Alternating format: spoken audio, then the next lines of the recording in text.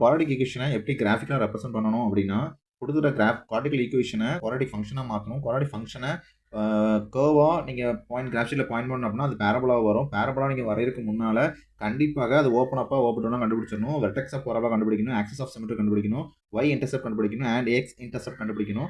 x intercept கண்டுபிடிக்கிறதுக்கு y 0 போட்டு கண்டுபிடிப்போம். அப்புறம் நீங்க கண்டுபிடிச்சல xக்கு 2 வேல்யூ கிடைக்கும். ஆக்சுவலா அந்த வேல்யூ தான் என்ன அப்படின்னா, the root of the quadratic ஈக்குவேஷனா இருக்கும். இல்ல அப்படின்னா அதான் நேச்சர் ஆஃப் த ரூட் அப்படின்னு சொல்லுவாங்க.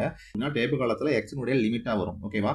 டேபிள் காலம் ஃப்ரேம் பண்ணதுக்கு அப்புறம் நீங்க என்ன செய்வீங்க அப்படின்னா, அதை கொண்டு என்ன பண்ணுவீங்க, கிராஃப் ஷீட்ல வரைவீங்க. உங்களுக்கு பேரபோலா கிடைக்கும். கிடைக்க சொல்ல அந்த பேரபோலா நீங்க கண்டுபிடிச்சும் போது என்ன 2 பாயிண்ட்ல இன்டர்செக்ட் ஆகும். அதுதான் எனது சொல்யூஷன் ஆஃப் த குவாட்ரடிக் ஈக்குவேஷனா வரும். சொல்யூஷன் அப்படிங்கிறது 3 கேட்டகரியில வரலாம்.